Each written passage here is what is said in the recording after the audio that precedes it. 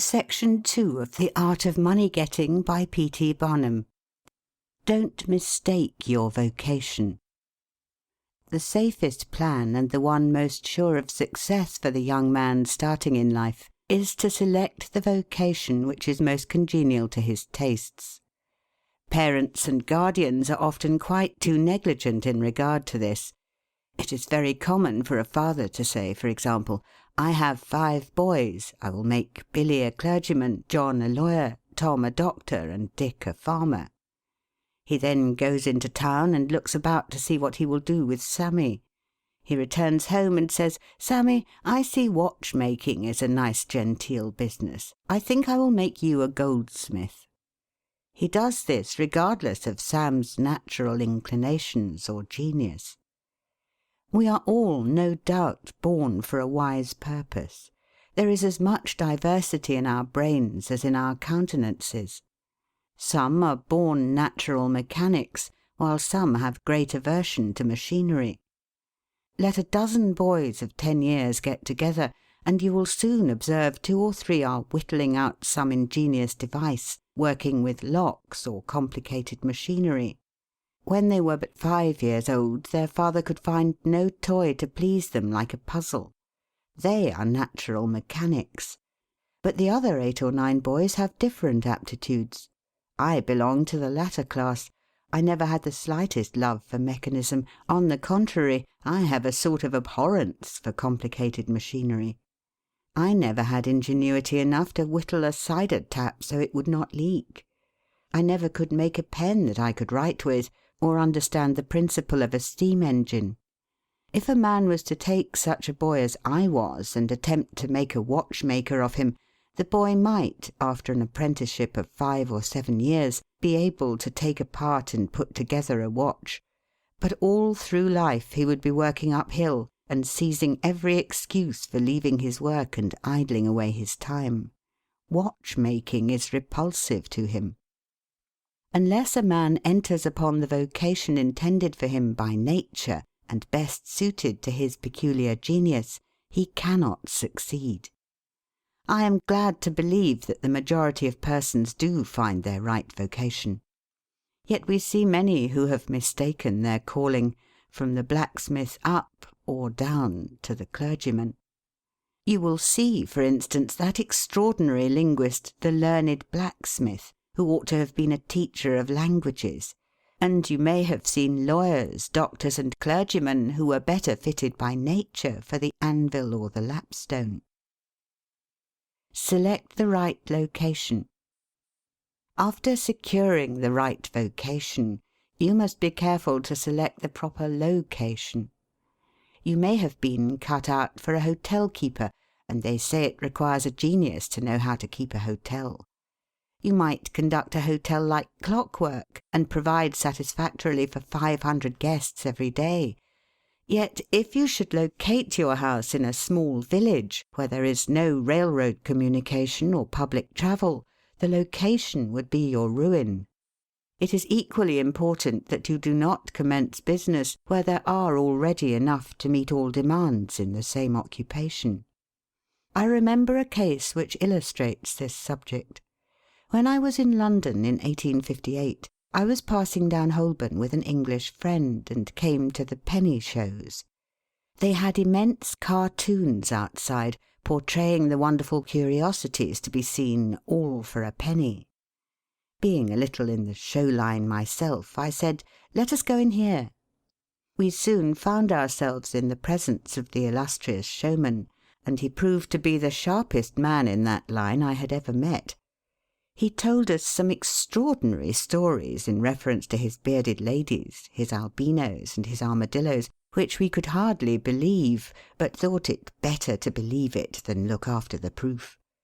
He finally begged to call our attention to some wax statuary, and showed us a lot of the dirtiest and filthiest wax figures imaginable. They looked as if they had not seen water since the deluge. "What is there so wonderful about your statuary?" I asked. "I beg you not to speak so satirically," he replied. "Sir, these are not Madame Tussaud's wax figures, all covered with gilt and tinsel and imitation diamonds, and copied from engravings and photographs. Mine, sir, were taken from life. Whenever you look upon one of those figures, you may consider that you are looking upon the living individual." Glancing casually at them, I saw one labelled Henry VIII, and feeling a little curious upon seeing that it looked like Calvin Edson, the living skeleton, I said, "Do you call that Henry VIII?" He replied, "Certainly, sir. It was taken from life at Hampton Court by special order of His Majesty on such a day." He would have given the hour of the day if I had insisted. I said, "Everybody knows that Henry VIII was a great stout old king, and that figure is lean and lank. What do you say to that?" "Why," he replied, "you would be lean and lank yourself if you sat there as long as he has." There was no resisting such arguments. I said to my English friend, "Let us go out. Do not tell him who I am. I show the white feather. He beats me." He followed us to the door, and seeing the rabble in the street, he called out, "Ladies and gentlemen, I beg to draw your attention to the respectable character of my visitors," pointing to us as we walked away. I called upon him a couple of days afterwards, told him who I was, and said, "My friend, you are an excellent showman, but you have selected a bad location." He replied, "This is true, sir. I feel that all my talents are thrown away. But what can I do?" "You can go to America," I replied. "You can give full play to your faculties over there. You will find plenty of elbow room in America. I will engage you for 2 years. After that you'll be able to go on your own account." He accepted my offer, and remained 2 years in my New York museum. He then went to New Orleans, and carried on a travelling show business during the summer. Today he is worth $60,000, simply because he selected the right vocation and also secured the proper location. The old proverb says, 3 removes are as bad as a fire. But when a man is in the fire, it matters but little how soon or how often he removes. Avoid debt. Young men starting in life should avoid running into debt. There is scarcely anything that drags a person down like debt. It is a slavish position to get in, yet we find many a young man hardly out of his teens running in debt. He meets a chum and says, "Look at this, I have got trusted for a new suit of clothes." He seems to look upon the clothes as so much given to him. Well, it frequently is so, but if he succeeds in paying and then gets trusted again, he is adopting a habit which will keep him in poverty through life. Debt robs a man of his self-respect and makes him almost despise himself. Grunting and groaning and working for what he has eaten up or worn out, and now, when he is called upon to pay up, he has nothing to show for his money, this is properly termed working for a dead horse.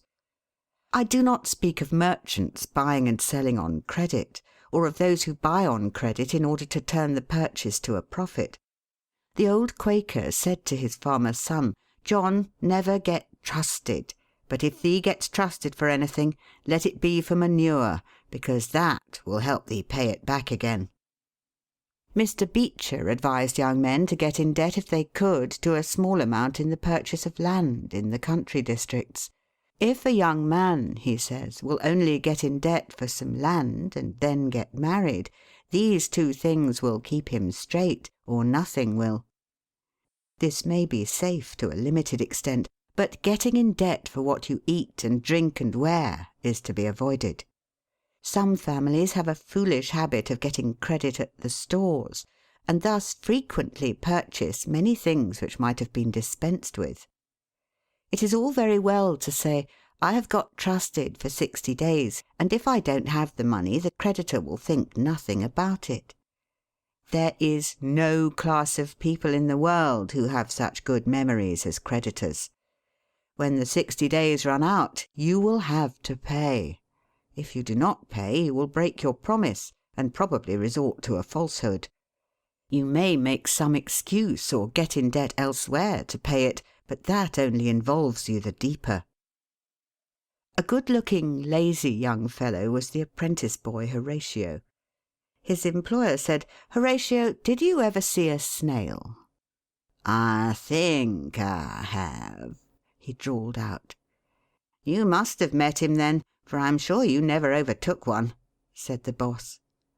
Your creditor will meet you or overtake you and say, "Now, my young friend, you agreed to pay me. You have not done it. You must give me your note."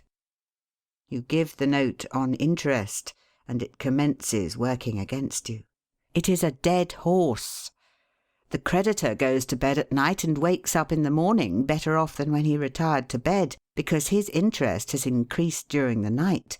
But you grow poorer while you are sleeping, for the interest is accumulating against you. Money is in some respects like fire. It is a very excellent servant, but a terrible master. When you have it mastering you, when interest is constantly piling up against you, it will keep you down in the worst kind of slavery. But let money work for you, and you have the most devoted servant in the world. It is no eye-servant. There is nothing animate or inanimate that will work so faithfully as money when placed at interest, well secured. It works night and day, and in wet or dry weather. I was born in the Blue Law State of Connecticut, where the old Puritans had laws so rigid that it was said they fined a man for kissing his wife on Sunday. Yet these rich old Puritans would have thousands of dollars at interest, and on Saturday night would be worth a certain amount. On Sunday they would go to church and perform all the duties of a Christian. On waking up on Monday morning, they would find themselves considerably richer than the Saturday night previous, simply because their money placed at interest had worked faithfully for them all day Sunday, according to law. Do not let it work against you. If you do, there is no chance for success in life so far as money is concerned. John Randolph, the eccentric Virginian, once exclaimed in Congress, "Mr. Speaker, I have discovered the philosopher's stone. Pay as you go." This is indeed nearer to the philosopher's stone than any alchemist has ever yet arrived. Persevere. When a man is in the right path, he must persevere. I speak of this because there are some persons who are born tired, naturally lazy and possessing no self-reliance and no perseverance. But they can cultivate these qualities, as Davy Crockett said, "This thing remember when I am dead, be sure you are right, then go ahead." It is this go-aheaditiveness, this determination not to let the horrors or the blues take possession of you so as to make you relax your energies in the struggle for independence, which you must cultivate. How many have almost reached the goal of their ambition, but, losing faith in themselves, have relaxed their energies, and the golden prize has been lost for ever? It is, no doubt, often true, as Shakespeare says, "There is a tide in the affairs of men, which, taken at the flood, leads on to fortune." If you hesitate, some bolder hand will stretch out before you and get the prize.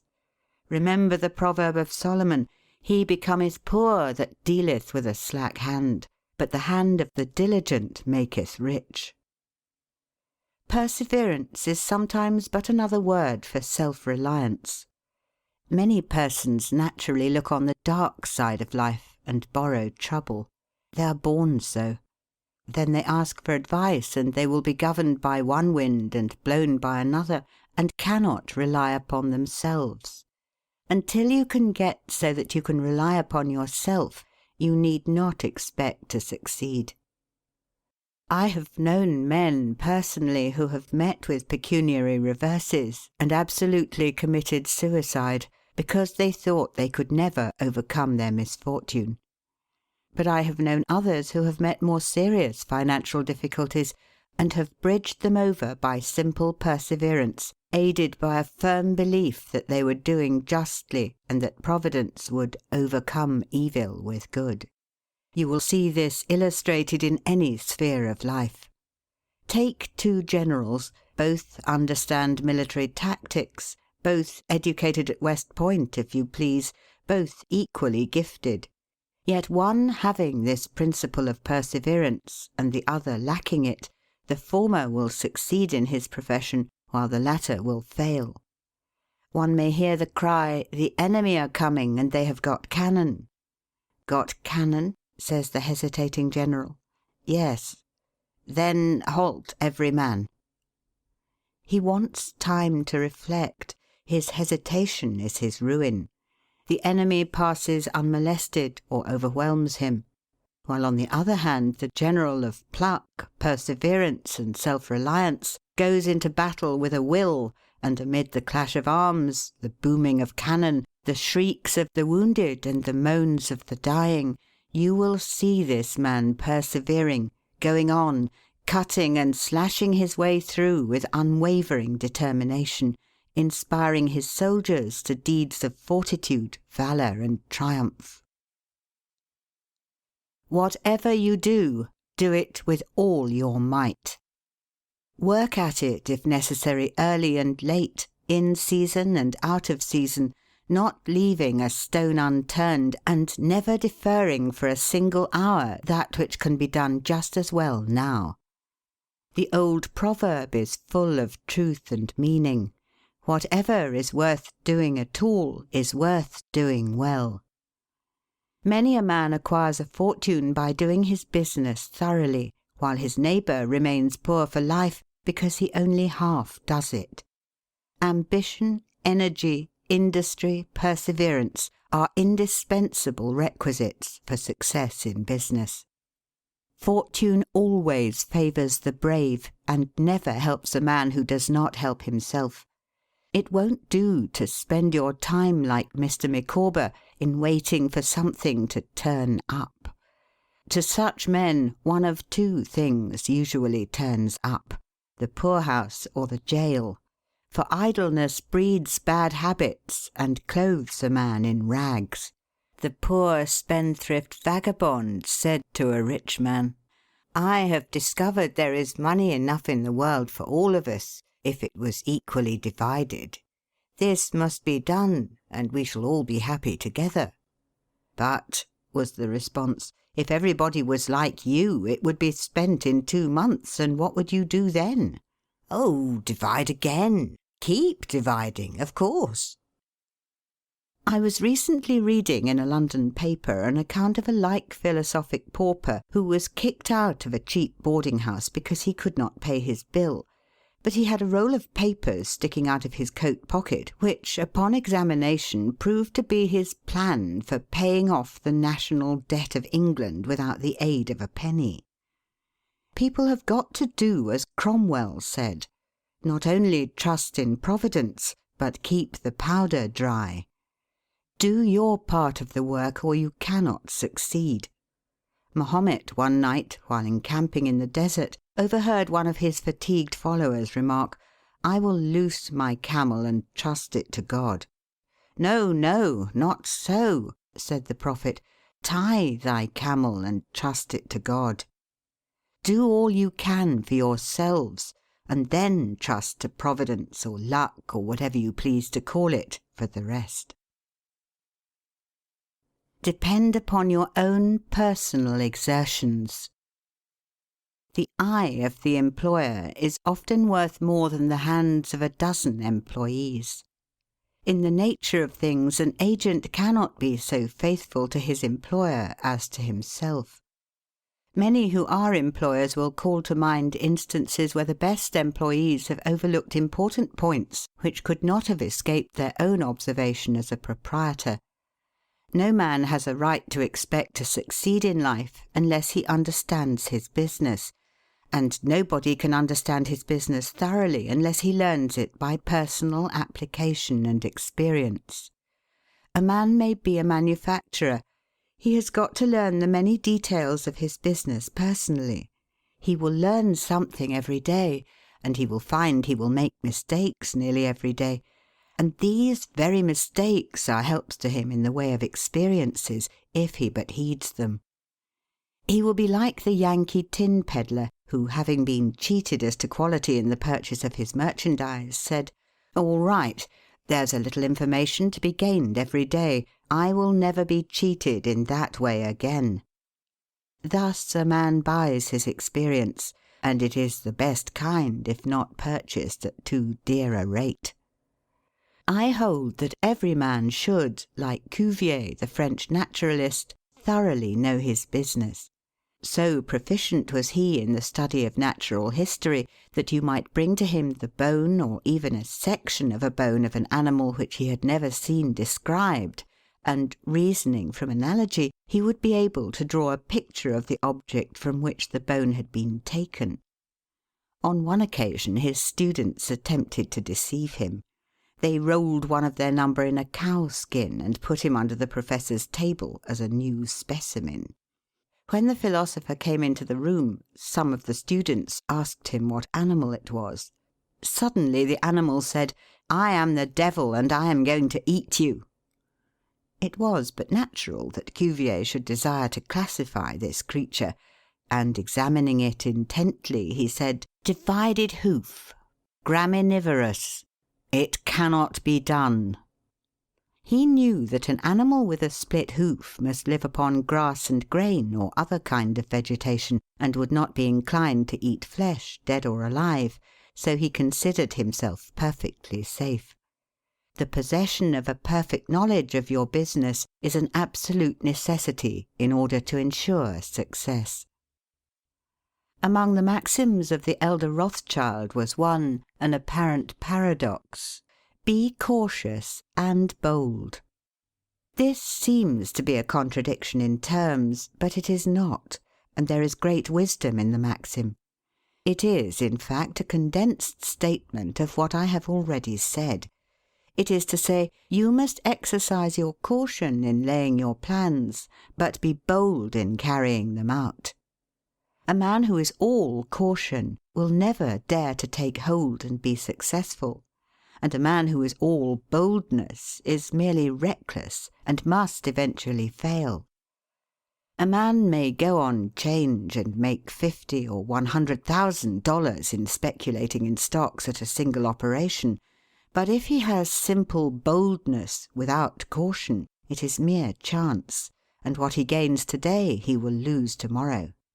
You must have both the caution and the boldness to ensure success. The Rothschilds have another maxim: never have anything to do with an unlucky man or place.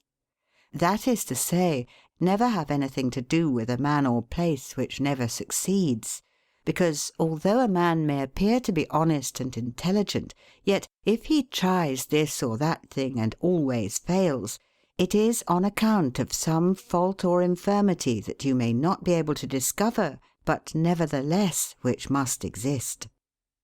There is no such thing in the world as luck. There never was a man who could go out in the morning and find a purse full of gold in the street to-day, and another to-morrow, and so on, day after day. He may do so once in his life, but so far as mere luck is concerned, he is as liable to lose it as to find it. Like causes produce like effects. If a man adopts the proper methods to be successful, luck will not prevent him. If he does not succeed, there are reasons for it, although perhaps he may not be able to see them. Use the best tools. Men in engaging employees should be careful to get the best. Understand, you cannot have two good tools to work with, and there is no tool you should be so particular about as living tools. If you get a good one, it is better to keep him than keep changing. He learns something every day, and you are benefited by the experience he acquires. He is worth more to you this year than last, and he is the last man to part with, provided his habits are good and he continues faithful. If, as he gets more valuable, he demands an exorbitant increase of salary, on the supposition that you can't do without him, let him go. Whenever I have such an employee, I always discharge him. First, to convince him that his place may be supplied, and second, because he is good for nothing if he thinks he is invaluable and cannot be spared. But I would keep him, if possible, in order to profit from the result of his experience. An important element in an employee is the brain. You can see bills up, hands wanted, but hands are not worth a great deal without heads. Mr. Beecher illustrates this in this wise. An employee offers his services by saying, "I have a pair of hands and one of my fingers thinks." "That is very good," says the employer. Another man comes along and says he has 2 fingers that think. "Ah, that is better." But a third calls in and says that all his fingers and thumbs think. That is better still. Finally, another steps in and says, "I have a brain that thinks. I think all over. I am a thinking as well as a working man."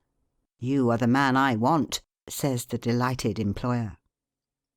Those men who have brains and experience are therefore the most valuable, and not to be readily parted with. It is better for them as well as yourself to keep them at reasonable advances in their salaries from time to time. Don't get above your business. Young men, after they get through their business training or apprenticeship, instead of pursuing their avocation and rising in their business, will often lie about doing nothing. They say, "I have learned my business, but I am not going to be a hireling. What is the object of learning my trade or profession unless I establish myself?"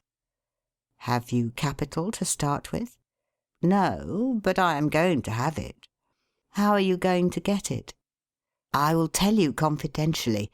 I have a wealthy old aunt, and she will die pretty soon, but if she does not, I expect to find some rich old man who will lend me a few thousands to give me a start. If I only get the money to start with, I will do well.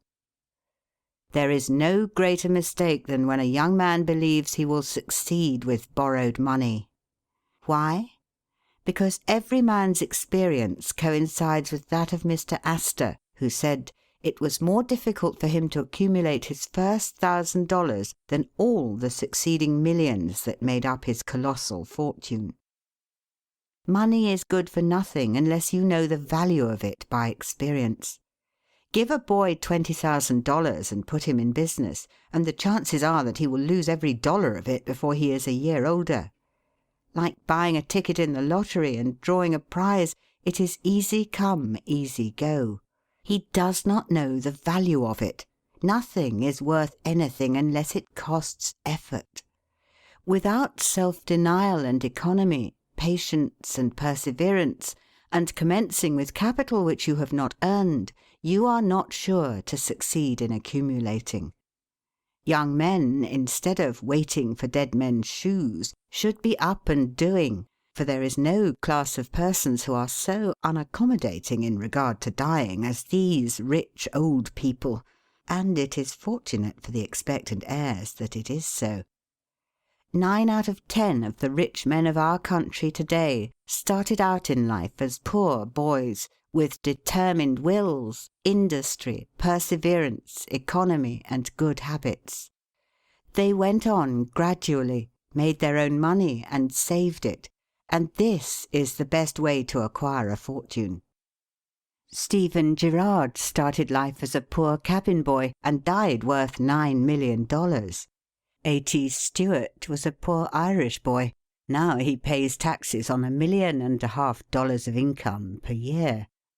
John Jacob Astor was a poor farmer boy and died worth 20 millions. Cornelius Vanderbilt began life rowing a boat from Staten Island to New York. Now he presents our government with a steamship worth $1 million, and he is worth 50 millions.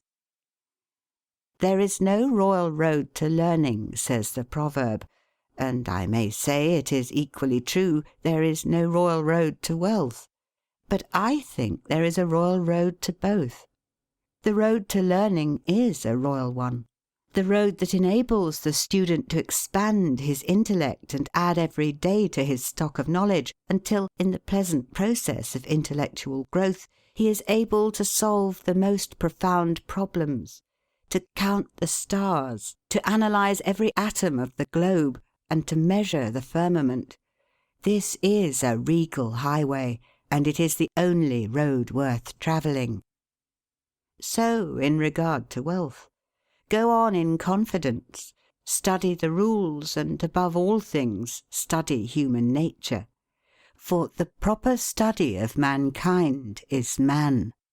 And you will find that while expanding the intellect and the muscles, your enlarged experience will enable you every day to accumulate more and more principle, which will increase itself by interest and otherwise, until you arrive at a state of independence.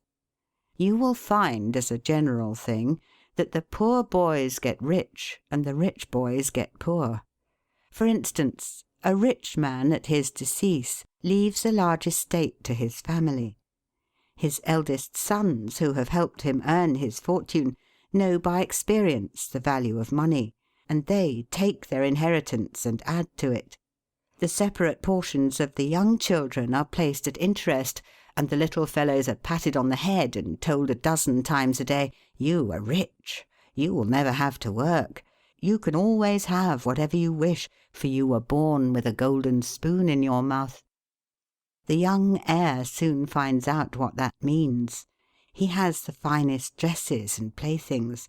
He is crammed with sugar candies and almost killed with kindness, and he passes from school to school, petted and flattered. He becomes arrogant and self-conceited, abuses his teachers, and carries everything with a high hand. He knows nothing of the real value of money, having never earned any, but he knows all about the golden spoon business. At college he invites his poor fellow-students to his room, where he wines and dines them. He is cajoled and caressed, and called a glorious good fellow because he is so lavish of his money. He gives his game suppers, drives his fast horses, invites his chums to fêtes and parties, determined to have lots of good times. He spends the night in frolics and debauchery, and leads off his companions with the familiar song, "We won't go home till morning." He gets them to join him in pulling down signs, taking gates from their hinges and throwing them into backyards and horse-ponds. If the police arrest them, he knocks them down, is taken to the lock-up, and joyfully foots the bills. "Ha, my boys," he cries, "what is the use of being rich if you can't enjoy yourself?" He might more truly say, if you can't make a fool of yourself. But he is fast, hates slow things, and don't see it. Young men loaded down with other people's money are almost sure to lose all they inherit, and they acquire all sorts of bad habits which in the majority of cases ruin them in health, purse, and character. In this country one generation follows another, and the poor of to-day are rich in the next generation, or the third. Their experience leads them on, and they become rich, and they leave vast riches to their young children. These children, having been reared in luxury, are inexperienced and get poor. And after long experience another generation comes on and gathers up riches again in turn. And thus history repeats itself, and happy is he who by listening to the experience of others avoids the rocks and shoals on which so many have been wrecked. In England the business makes the man. If a man in that country is a mechanic or working man, he is not recognised as a gentleman. On the occasion of my first appearance before Queen Victoria, the Duke of Wellington asked me what sphere in life General Tom Thumb's parents were in. "His father is a carpenter," I replied. "Oh, I had heard he was a gentleman," was the response of his Grace.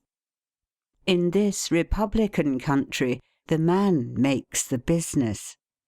No matter whether he is a blacksmith, a shoemaker, a farmer, banker, or lawyer, so long as his business is legitimate, he may be a gentleman. So any legitimate business is a double blessing. It helps the man engaged in it, and also helps others. The farmer supports his own family, but he also benefits the merchant or mechanic who needs the products of his farm. The tailor not only makes a living by his trade, but he also benefits the farmer, the clergyman, and others who cannot make their own clothing. But all these classes of men may be gentlemen. The great ambition should be to excel all others engaged in the same occupation. The college student who was about graduating said to an old lawyer, "I have not yet decided which profession I will follow. Is your profession full?" "The basement is much crowded, but there is plenty of room upstairs," was the witty and truthful reply. No profession, trade, or calling is overcrowded in the upper story. Wherever you find the most honest and intelligent merchant or banker, or the best lawyer, the best doctor, the best clergyman, the best shoemaker, carpenter, or anything else, that man is most sought for and has always enough to do. As a nation, Americans are too superficial. They are striving to get rich quickly, and do not generally do their business as substantially and thoroughly as they should. But whoever excels all others in his own line, if his habits are good and his integrity undoubted, cannot fail to secure abundant patronage and the wealth that naturally follows. Let your motto then always be Excelsior, for by living up to it there is no such word as fail. Learn something useful. Every man should make his son or daughter learn some useful trade or profession, so that in these days of changing fortunes, of being rich to-day and poor to-morrow, they may have something tangible to fall back upon. This provision might save many persons from misery who by some unexpected turn of fortune have lost all their means. End of section 2.